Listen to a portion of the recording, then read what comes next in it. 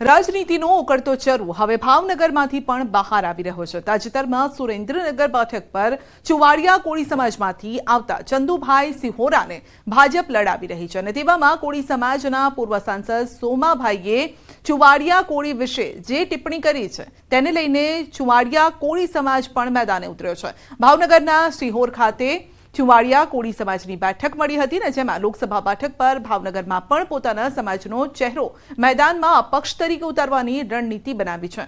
સિહોર તાલુકા ખાતે ચુવાડિયા કોળીનું એક બેઠક મળી હતી અને જેમાં 200થી પણ વધુ લોકો એકઠા થયા હતા અને આગામી સમયમાં ગુજરાતના રાજકારણમાં ચુવાડિયા કોળીની સંખ્યા વધારવામાં આવે તેવી માંગ કરાઈ છે।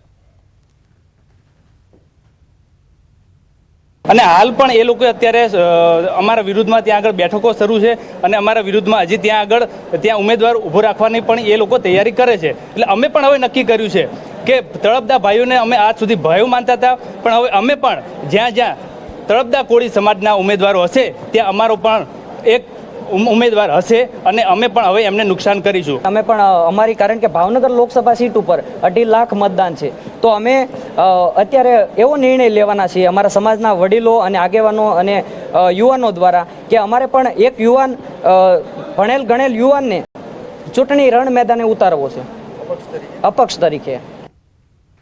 ગાંધીનગરમાં મતદાન જાગૃતિને લઈને સ્વીપ અંતર્ગત બાઇક રેલીનું આયોજન કરાયું। સેક્ટર 11 થી ઇન્ફોસિટી થઈ કલેક્ટર ઓફિસ સુધી રેલીનું આયોજન કરાયું હતું અને લોકો ચૂંટણીને અવસર ગણી અચૂક મતદાન કરે તેવી આશા સાથે બાઇક રેલીનું આયોજન કરાયું છે અને મુખ્ય ચૂંટણી અધિકારી પી ભારતી રેલીને પ્રસ્થાન કરાવ્યું।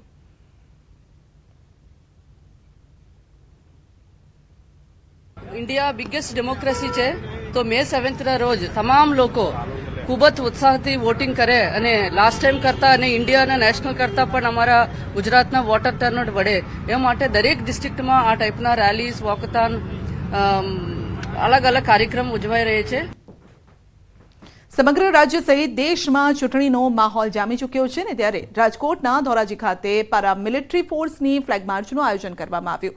ચૂંટણી સમયે કાયદો અને વ્યવસ્થા જળવાઈ રહે તે માટે આ આયોજન કરવામાં આવ્યું છે અને જિલ્લાના વિવિધ વિસ્તારોમાંથી આ માર્ચ પસાર થઈ।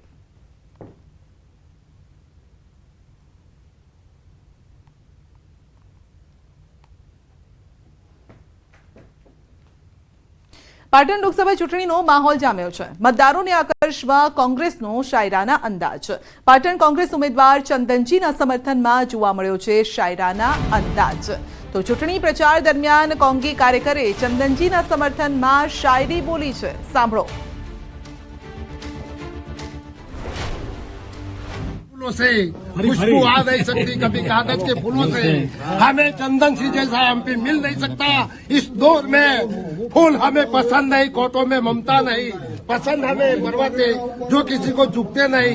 इससे भी ज्यादा पसंद आई है कांग्रेस की संगठन शक्ति, कार्यकरों की हमदर्दी और चंदन सिंह के प्रति हम भाव जिसे तोड़ने की पर्वतों में भी क्षमता नहीं।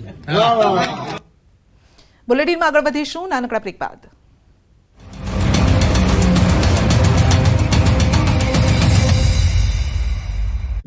ભીષણ ગરમીના તાપથી બચવા માટે સુરતમાં પશુ પક્ષીઓ માટે ખાસ વ્યવસ્થા કરવામાં આવી છે। સુરત મહાનગરપાલિકા સંચાલિત સરથાણા ખાતે આવેલા પ્રાણી સંગ્રહાલયમાં પ્રાણીઓ માટે ઠંડકની વિશેષ વ્યવસ્થા ઊભી કરાઈ છે।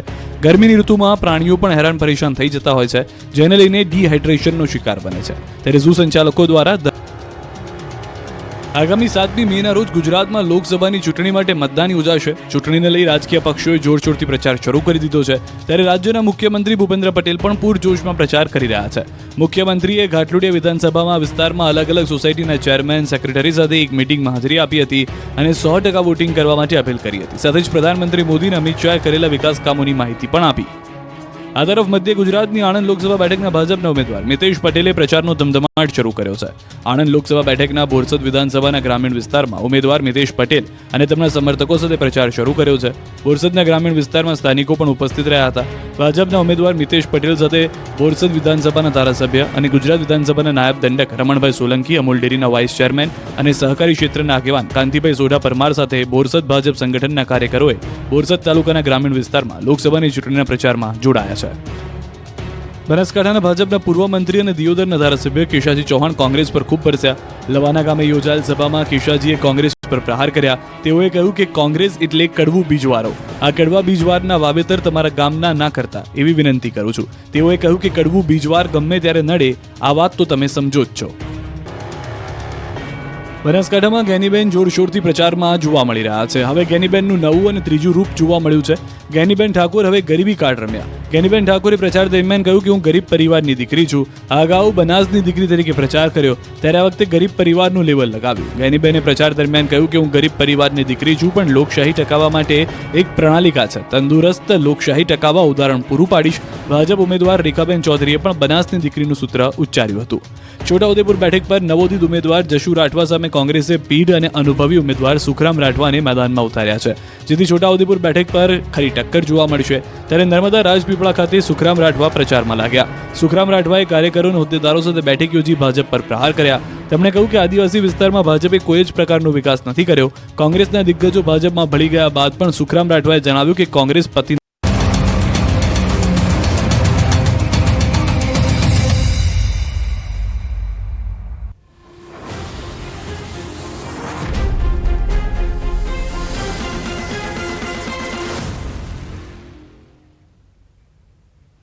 ગુજરાત લોકસભાની 26 બેઠકની ચૂંટણીમાં સૌથી વધુ જો કોઈ બેઠકની ચર્ચા થતી હોય તો તે છે ગુજરાતની સૌથી હોટ ફેવરિટ ગણાતી ભરૂચ લોકસભા બેઠક.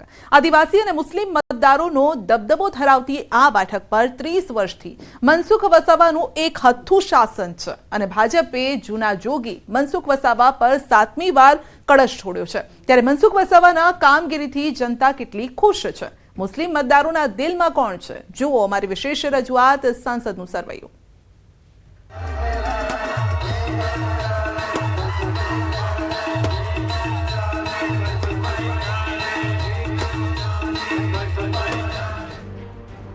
કંઈક આ પ્રકારના ગીતોથી જોરશોરથી પ્રચાર થઈ રહ્યો છે ગુજરાતની સૌથી ચર્ચિત અને આદિવાસીઓનો ગઢ ગણાતી ભરૂચ લોકસભા બેઠક પર.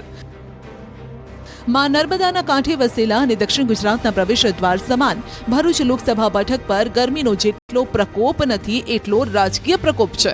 ગુજરાતની 26 લોકસભા બેઠક પૈકીની સૌથી વધુ કોઈ બેઠક પર ખરાખરીનો જંગ હોય તો તે છે ભરૂચ લોકસભા બેઠક. ઉદ્યોગોની હરણફાળ ભરી રહેલા આ વિસ્તારમાં 35 વર્ષથી ભાજપનો દબદબો છે, પણ આ વખતે ભાજપના આ ગઢમાં અહીંથી 6 ટર્મથી સાંસદ મનસુખ વસાવાને ડેડિયાપાડાના ધારાસભ્ય અને આપના નેતા ચૈતર વસાવાએ પડકાર ફેંક્યો છે. એટલે આ વખતે આદિવાસી વર્સિસ આદિવાસીનો જંગ જામ્યો છે. એક સમયે કોંગ્રેસના દિગ્ગજ નેતા અહેમદ પટેલનો ગઢ કહેવાતી આ બેઠક પર હવે મનસુખ વસાવા 30 વર્ષથી રાજ કરી રહ્યા છે. ભરૂચ લોકસભા બેઠક પર 1989 થી ભાજપનો દબદબો છે. 1989 થી 2019 સુધી ભાજપને ક્યારેય હાર નથી મળી. 2019માં ભાજપના મનસુખ વસાવાએ કોંગ્રેસના શેરખાન પઠાણને 3,34,214 મતથી માત આપી. ત્યારે આ વખતે કોંગ્રેસે પોતાનો ઉમેદવાર નહીં પરંતુ ઇન્ડિયા ગઠબંધનનો ચહેરો મેદાને ઉતાર્યો છે. 2024ના મહાસંગ્રામમાં ભાજપના મનસુખ વસાવા સામે ઇન્ડિયા ગઠબંધનથી ચૈતર વસાવા મેદાને છે, તો AIMIMએ અહીં ચૂંટણી લડવાની જાહેરાત કરી છે. એટલે ભરૂચમાં ત્રિપાંખીયો જંગ જામશે. આ વખતની લોકસભા ચૂંટણીમાં ભાજપ પોતાના અભેદ કિલ્લાને સુરક્ષિત રાખી શકશે કે પછી ચૈતર ભારે પડશે, તે જાણવા માટે ન્યૂઝ 18 ગુજરાતીની ટીમ ગ્રાઉન્ડ ઝીરો પર પહોંચી. ટેક્સટાઇલથી લઈ ડેરી અને કેમિકલ પ્લાન્ટનું હબ કહેવાતા ભરૂચના વિવિધ વિસ્તારમાં અમારી ટીમે ફરી મતદારો પાસેથી પોતાનો મત જાણવાનો પ્રયત્ન કર્યો. તો જાણવા મળ્યું કે ભાજપના વિકાસના દાવા વચ્ચે હજુ પણ અનેક સમસ્યા છે, જેના ઉકેલની લોકો માંગ કરી રહ્યા છે. આજે પણ ભરૂચ બેઠકના સ્થાનિકો અનેક સમસ્યાઓ વચ્ચે પોતાની જિંદગી પસાર કરી રહ્યા છે. પશ્ચિમ વિસ્તારમાં હજુ પણ કોઈ કામગીરી નથી જોવા મળતી. એશિયાની સૌથી મોટી ઔદ્યોગિક વસાહત કહેવામાં આવે છે, પરંતુ આજે પણ આ લોકસભા વિસ્તારમાં લોકોને પૂરતી રોજગારી નથી મળતી. છેલ્લા 6 ટર્મથી મનસુખભાઈ સંસદ હોય તો ભરૂચમાં એમણે કરેલા એક કામ મને ખાલી બતાવે તો કાલે મનસુખભાઈને મારે પુષ્પગુચ્છ અને હાર પહેરાવવાનો. છતાં પણ આ ભરૂચની પબ્લિક બહુ સહનશીલ છે. વારંવાર આટલું બધું દુઃખ સહન કર્યા છતાં બી એન કેન પ્રકારે ભાજપને મત આપે છે. પણ હવે પ્રજા બહુ જાગૃત છે ને જાકારો 100% મળવાનો છે। परेशानी सबसे ज्यादा ये है कि इंसान पेट भर के नहीं खा सकता। विकास करना है तो आम इंसान को ढूंढो, उसको नौकरियां दो, उसको बेरोजगारी है या धंधे वाले नहीं है तो उसको धंधे पे लगाओ, उसको सही तरीके से आओ ऊपर लाने की कोशिश करो। ये हमारी मांग है ताकि गरीब से गरीब 2 रुपया कमाएगा तो जनरल में खर्चा करेगा। બીજી તરફ અમને ઘણા એવા પણ લોકો મળ્યા જેઓ સાંસદ મનસુખ વસાવાની કામગીરીથી ખુશ છે। મુસ્લિમ મતદારોના મનની વાત પણ જાણી તો તેઓ પણ ભાજપની કામગીરીથી ખુશ જણાયા। ભરૂચમાં અમને લગભગ 48 યર્સ થયા છે અને અમે અત્યાર સુધી જોયું છે અમને વિકાસ દેખાય છે કે વિકાસ સારો થયો છે। મોદી સરકારના શાસનમાં મતલબ સારો વિકાસ છે। ના સારું, પહેલા કરતા બી થોડો બદલાવ છે આમાં। પહેલા તમે આમ દિવસે બી આમ નીકળો તો નતું બધું એટલું સારું, બધું જંગલ ટાઈપ હતું। અત્યારે તમે જો ડેવલપમેન્ટ ખાસું બધું થઈ ગયું છે અને સુવિધા બી સારી કરી દીધી છે। જગ્યા જગ્યાએ શોરૂમ છે, હોસ્પિટલ્સ છે, લોકોને નોકરી સારી મળી ગઈ છે, તો અત્યારે લોકોને કોઈ પ્રોબ્લેમ બી નથી। તો કામો તો સાહેબ છે જ નથી। આ ઝઘડિયા ગામમાં 15-20 વર્ષથી અત્યાર સુધી એક બી રોડ બન્યો નથી। હવે સંસદની અંદરના સાંસદના રિપોર્ટ કાર્ડ પર નજર કરીએ। છેલ્લા 5 વર્ષમાં મનસુખ વસાવાની સંસદમાં 82% હાજરી રહી, 128 સવાલ પૂછ્યા, 46 ચર્ચામાં ભાગ લીધો, 9.5 કરોડ રૂપિયાની ગ્રાન્ટ પણ વાપરી છે। આખા બોલાની છાપ ધરાવતા અને જાહેર મંચ પરથી અધિકારીઓને ખખડાવતા મનસુખ વસાવા કામના જોરે ચૈતર વસાવાને ધૂળ ચટાડવાનો દાવો કરી રહ્યા છે। બીજી તરફ ભરૂચ બેઠક પરના ઇન્ડિયા ગઠબંધનના ઉમેદવાર ચૈતર વસાવાએ પલટવાર કર્યો છે કે મનસુખ વસાવાનો અમે ઘમંડ તોડીશું। સમગ્ર ભરૂચ જિલ્લામાં અને મારા મત વિસ્તારની અંદર કાયદો અને વ્યવસ્થા જળવાઈ રહે એના માટે મેં સતત પ્રયત્નો કર્યા અને એમાં જબરજસ્ત મોટી સફળતા મળી।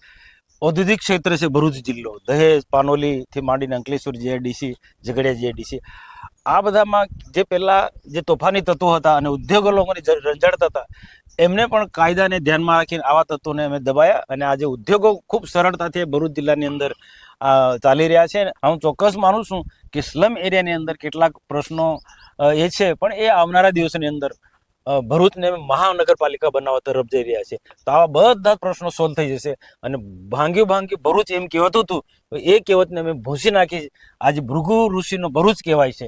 અને વડીલ પણ થયા છે, આગળ પણ રાજીનામું આપ્યું હતું ત્યારે મનસુખ દાદાને આ વખતે પણ અમે લોકો બધા સાથે મળીને આરામ આપવા માંગીએ છીએ। અને તમે જોઈ શકો છો 5 લાખની લીડ અને એ પણ રમતા રમતા કેટલો બધો અહમ અને ઘમંડ છે। એક બાજુ નર્મદાના પૂરમાં લાખો લોકોના ઘરો ખલાસ થઈ ગયા, ઘરવકરી ખલાસ થઈ ગઈ, એમને વળતર તમે નથી અપાઈ શક્યા। આ વિસ્તારોમાં શિક્ષકો નથી, શાળાઓના ઓરડાઓ નથી, આશ્રમ શાળાઓમાં જર્જરિત મકાનો છે તે તમે ન્યાય નથી અપાઈ શકતા, યુવાનોને રોજગાર તમે અપાવી નથી શકતા। પણ આ એમનો અહમ છે, ઘમંડ છે, જે આ વખતે અમે બધા સાથે રહીને તોડીશું અને અમે 50,000ની લીડથી અમે જીતવાના છે। હવે ભરૂચનું સામાજિક સમીકરણ પણ સમજી લઈએ। એશિયાની સૌથી મોટી ઔદ્યોગિક વસાહત ધરાવતી આ બેઠક પર જ્ઞાતિ સમીકરણની વાત કરીએ તો કુલ 17,13,731 મતદારો છે, જેમાંથી પુરુષ મતદારોની સંખ્યા 8,72,841 છે, જ્યારે કે મહિલા મતદારોની સંખ્યા 8,40,807 છે અને અન્ય 83 મતદાર છે। આદિવાસી અને મુસ્લિમ બહુમત ધરાવતી આ બેઠક પર 66% હિન્દુ વસ્તી છે, 32% મુસ્લિમોની વસ્તી છે। ભરૂચમાં 18% એસટી, 5% એસસીની વસ્તી છે। ભરૂચ લોકસભાની અંદર વડોદરાની 1, નર્મદાની 1, ભરૂચની 5 વિધાનસભા બેઠક આવે છે। 7માંથી 6 બેઠક ભાજપે કબજે કરી છે। કોંગ્રેસનો સફાયો થયો છે અને ડેડિયાપાડામાં જ આપના ઉમેદવાર જીત્યા છે। ભરૂચ લોકસભામાં કરજણ, ડેડિયાપાડા, જંબુસર, વાગરા, ઝઘડિયા, ભરૂચ અને અંકલેશ્વરનો સમાવેશ થાય છે। બીજી તરફ કોંગ્રેસ મોટાભાગે મુસ્લિમ મતદારો મેદાનમાં ઉતારતો આવ્યું છે, પરંતુ દેશની રાજનીતિના સૌથી મોટા અજ્ઞાત યોદ્ધા ગણાતા સ્વર્ગસ્થ અહેમદ પટેલના પરિવારને સાઇડલાઇન કરી કોંગ્રેસે ગઠબંધન ધર્મ નિભાવ્યો। ઉપરથી અહીં AIMIM મેદાને ઉતરશે તો મુસ્લિમોના મતોનું ધ્રુવીકરણ થશે, જેનો સીધો લાભ ભાજપને મળશે। એટલે ભાજપના જૂના જોગી મનસુખ વસાવાને હરાવવા ચૈતર વસાવા માટે લોઢાના ચણા ચાવવા સમાન છે।